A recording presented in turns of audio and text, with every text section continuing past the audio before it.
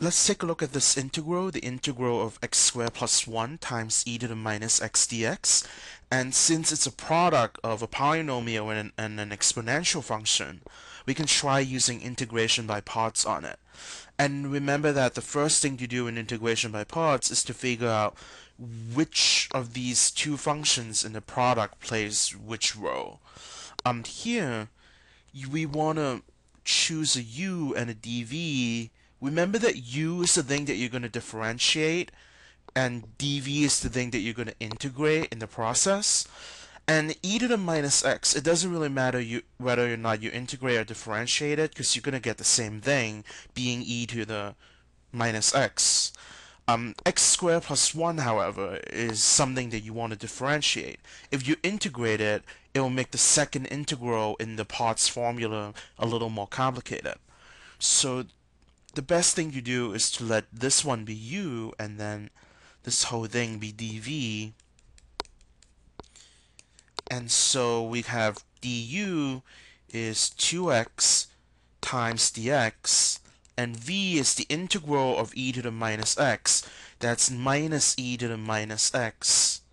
And if you feel like you need to use there's integration by substitution, let u equals, well, I guess u is not a good variable, so maybe like p equals minus x in order to do e to the minus x. That's totally fine.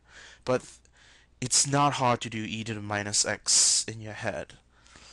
Let's see. So the integration by parts formula is integral of u dv equals uv minus integral of v du. And so that's integral of x squared plus 1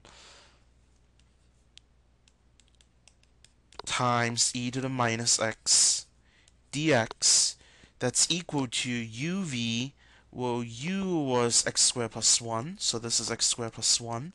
V was minus e to the minus x, minus the integral of v du, so that's 2x times minus e to the minus x dx.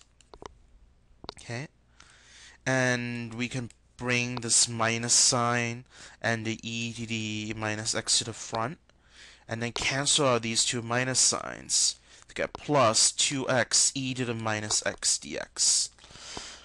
Now when you look at this, this integral right here is another integral that we need to do by parts. So I'll do that with a different color, let's say blue. Integral of 2x e to the minus x dx. The first time we did integration by parts, we got the x squared term down to 2x, or down to essentially a linear term.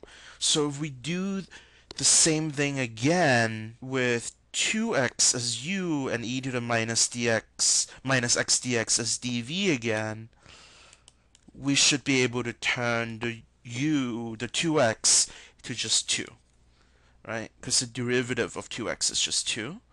And dv, which is e to the minus x, will become, or d to the minus x dx, I should say, will become minus e to the minus x when you take its integral,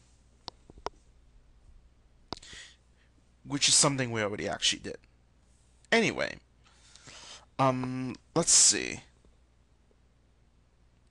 So the parts formula is once again integral of u dv equals uv minus integral of v du. So that means that this new integral, the integral of 2x e to the minus x dx, is going to be this new u and new v, 2x times minus e to the minus x, minus the integral of v du times 2 dx. And once again, we can simplify this a little bit. This is going to be minus 2x e to the minus x, and then the two minuses cancel out again to a plus integral of 2e to the minus x dx.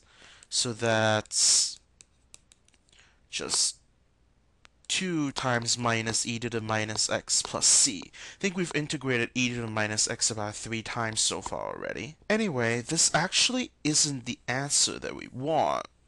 It's actually about half the answer, right? Remember that this purple box up here, is what we're actually calculating now. So the original integral, or the final answer, I guess, is going to be minus e to the minus x times x squared plus 1 minus e to the minus x times x squared plus 1. What was the sign over there? It's plus. Usually it's minus, but we had another minus sign to cancel that minus sign out. So this is plus this thing on the in the purple box up here. So that would be minus 2x e to the minus x minus 2e to the minus x plus c. I could simplify this a little bit. Factor out a minus e to the minus x. So get x squared plus 1 minus 2x minus 2, all plus c, or minus e to the minus x times x squared minus 2x minus 1 plus c. And I guess that's as far as I can simplify it. So I'll put a little box around it. And this is our final antiderivative. And the trick here is that you need to use parts twice, and each time that you do it, you want to make sure that u is the polynomial part and not the exponential part. So the new integral that you're going to get is going to have a smaller polynomial in terms of degree and number of terms, so you can actually simplify this integral every time you use the integration by parts formula.